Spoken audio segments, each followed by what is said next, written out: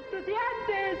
Estos somos unos estudiantes que el pueblo de México sepa que somos sus hijos, somos la juventud. On October 2nd, 1968, student protesters amassed in La Plaza de las Tres Culturas, in the Tlatelolco section of Mexico City. They had gone there while their leaders were in negotiations to end their months-long protests. Their demands? More police and government accountability, including firing the chief of police. The president, Gustavo Díaz Ordaz, had not been inclined to compromise. At 5 minutes to 6 in the afternoon, the military and police entered on orders from Díaz Ordaz, shooting red flares overhead and marching in with helicopters and tanks. They blocked off all the exits to the square, with sharpshooters setting up in the upper floors. Soon after that, the shooting began.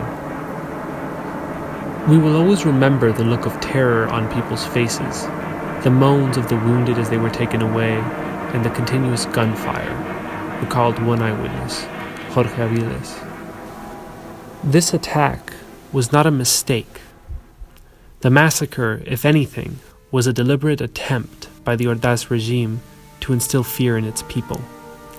The police and military officers did not get carried away in the violence.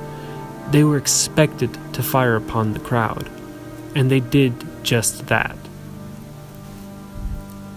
Ultimately, the Tlatelolco massacre reflects a trend throughout recent Mexican history.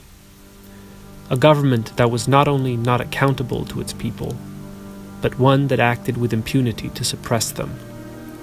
From Tlatelolco to the 43 students who disappeared at Ayotzinapa, Mexico's political history is one of betrayal. A betrayal of its people.